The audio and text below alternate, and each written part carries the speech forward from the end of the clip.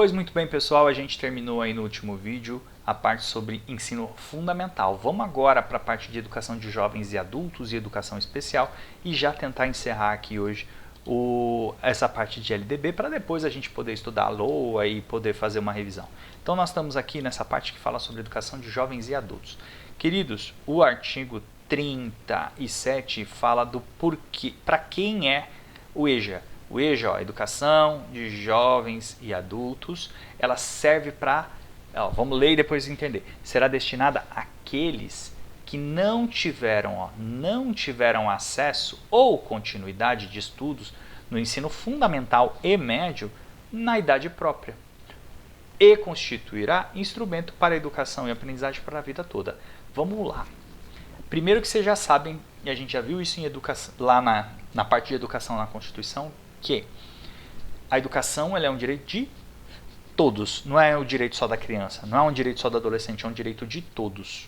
E ali fala também que tem a idade obrigatória, que é dos 4 aos 17, mas também a educação é pública e gratuita para aqueles que não concluíram na idade apropriada. Ou seja, quem não conseguiu concluir, ou quem não conseguiu permanecer, continuar os seus estudos, ou nem mesmo entrar na escola. Essas pessoas vão ter a oportunidade como? Através desse programa, desse EJA, Educação de Jovens e Adultos. Então esse é o objetivo. A questão que vier versar sobre isso vai tentar dizer que o EJA é para qualquer outra coisa, menos para aquelas pessoas, né? Para quem se destina. Para quem se destina? Para aqueles que não tiveram acesso ou não conseguiram continuar os seus estudos. Seja do ensino fundamental, seja do ensino médio, na idade própria. A questão também pode falar que o EJA é só para o ensino fundamental, ou que o EJA é só para o ensino médio. Não.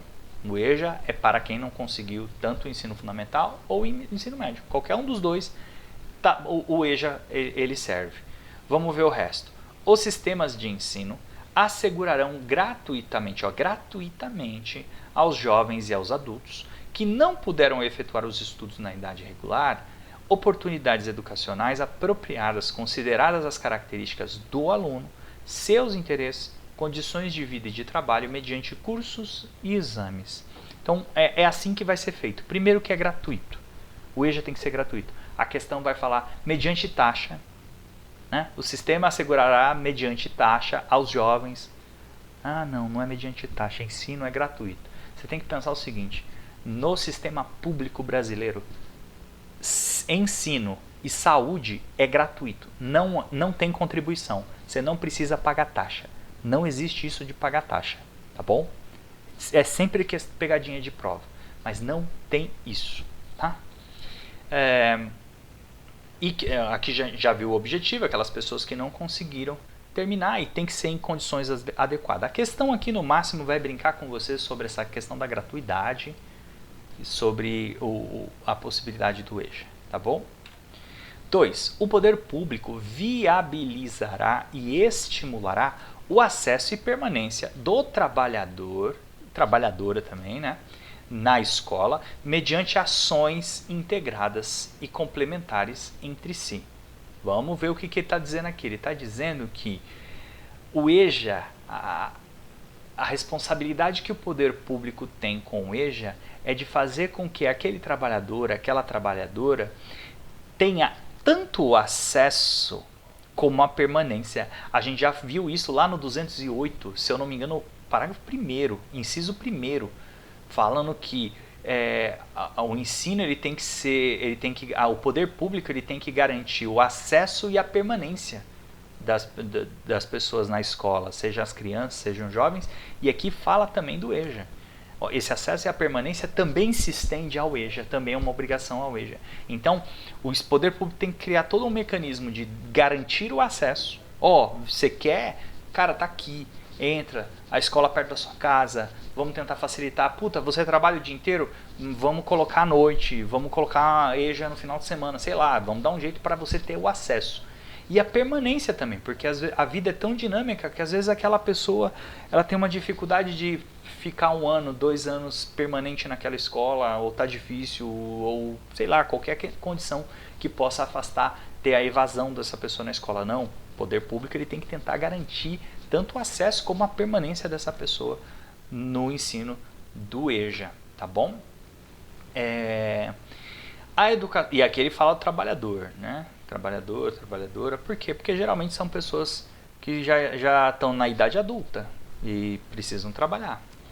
A educação de jovens e adultos deverá articular-se preferencialmente com a educação profissional na forma do regulamento. Ou seja, aqui a ideia seria uma junção do EJA com cursos profissionalizantes, né? Com formações técnicas, com formações profissionalizantes, com qualquer coisa que engaje a pessoa no mercado de trabalho.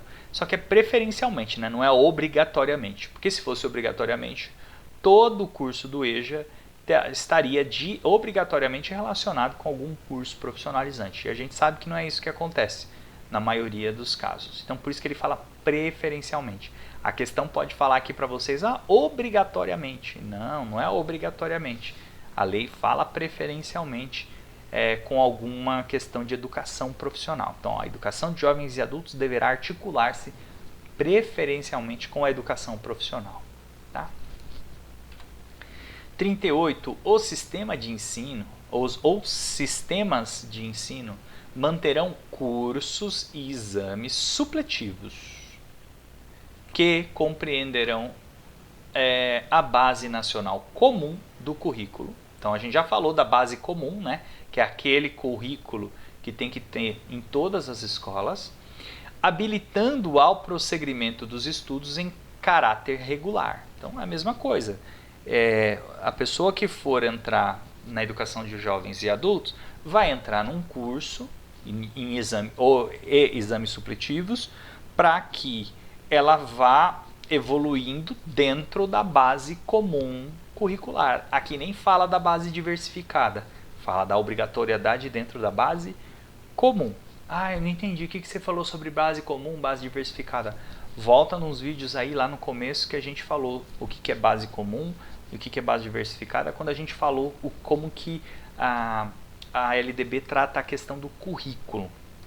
Tá? Habilitando ao prosseguimento. Tá, aqui é o sistema de avaliação. Parágrafo 1º. Os exames a que se refere esse artigo realizar-se-ão. Os exames. Então vamos fazer exame para poder analisar o rendimento desse aluno. O que a lei fala sobre esses exames? Eles vão se realizar de que forma? No nível de conclusão do ensino fundamental, para os maiores de 15 anos. Então, a pessoa é maior de 15 anos, completou 15 anos, ela vai fazer um exame para a conclusão do ensino fundamental. E se tiver 14? Se tiver 14, não. Se tiver 14, ela não concluiu ainda o ensino fundamental. No nível médio, a conclusão para os maiores de 18 anos.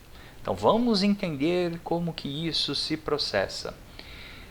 Lembra que, beleza, na idade regular, a criança entra com 6 anos e até os 15 anos ela está no ensino fundamental. Dos 15 anos, 15, 16, 17, 18, 16, 17, 18, até os 18 anos, essa criança está no ensino médio. Beleza. O que a lei fala aqui para nós? Ele fala que se aquele jovem, aquela criança, aquele jovem não terminou o ensino durante a idade regular, ele pode participar de um ensino de exame supletivo, de cursos e exames supletivos para poder progredir. Beleza.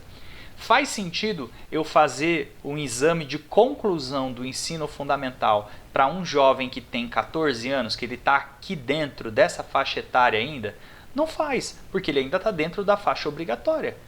Não faz sentido eu concluir o ensino. Agora, se esse jovem ele está aqui e ele ainda não concluiu o ensino fundamental, então ele faz um exame para concluir o ensino fundamental.